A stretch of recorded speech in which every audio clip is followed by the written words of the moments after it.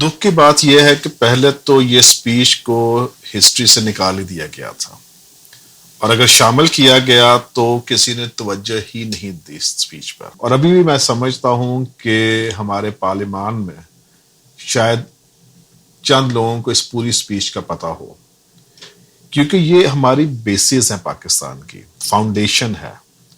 کیونکہ ہم مانتے تو ہیں قائد اعظم کو، شاید قائد اعظم صاحب کی ایک بات بھی نہیں مانتے ہیں. افسوس کی بات یہ ہے کہ اس میں سے بٹس اینڈ پیسز کو لے لیا گیا.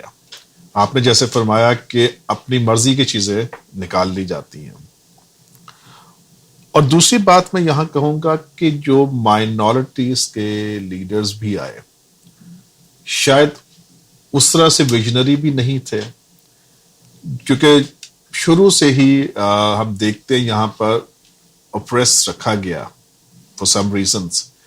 اور جب وہ آئے تو انہوں نے جو اپنی عوام کو بتایا، عوام بھی ہم دیکھتے ہیں کہ ہمارے الٹریسی بہت زیادہ، اور جو آپ چیز دکھا دیتے ہیں عوام سمجھتی ہے بس یہی ہے.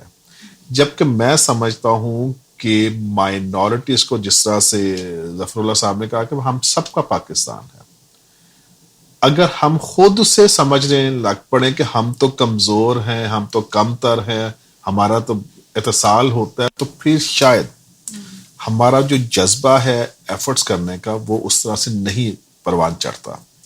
اور یہی میں دیکھتا ہوں کہ جب ہم مائنورٹیز اور میجورٹی کی بات کرتے ہیں تو ایک ڈسکریمنیشن ویسے ہی کریٹ ہو جاتی ہے. اور ابھی ہم دیکھتے ہیں کہ جو ریلیجس مائنورٹیز ہیں، ایک اور چیز میں کہہ دوں، ہم ریلیجن کے حوالے سے تو کم ہیں مگر نیشنلٹی کے حوالے سے کم تر نہیں ہیں.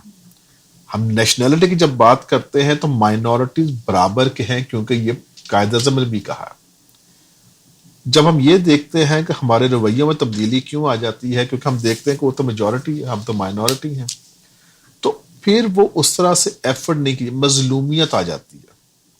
اب میں یہ کہوں گا یہاں پہ کہ اگر خدا نہ خواستہ کسی مائنورٹی کے ساتھ کوئی انسیڈنٹ ہوتا ہے تو کیا وہ 22 کروڑ کے ساتھ نہیں ہوتا؟ مگر وہ اس طرح سے اس کو ہائی لائٹ کر دیا جاتا ہے کیونکہ اس میں بہت سارے عوامل شامل ہو جاتے ہیں، بہت سارے لوگوں کی دکانداری جو ہے وہ شامل ہو جاتی ہے، بہت سارے ادارے ہیں ایسے جو مائنورٹیز کے نام پر بہت کچھ کرتے ہیں. تو یہاں سمجھنے کی بات یہ ہے، اور آج میں گورنمنٹ سے بھی کہوں گا، ضرورت اس چیز کی ہے ایک نیا ریزولوشن لے کے آئے کہ ہم سب برابر ہیں، ہم سب کا پاکستان ہے. وہ صرف یہ نہ ہو کہ 14 اگست کو تو ہم نے بڑا دھوم دھام سے کر لیا اور بعد میں ہم ایک دوسرے کی ٹانگیں کھینچ رہے ہوں.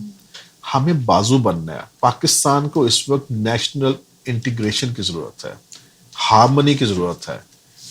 ہم بارڈرز پہ بھی خطرہ ہے، اندر بھی خطرہ ہے.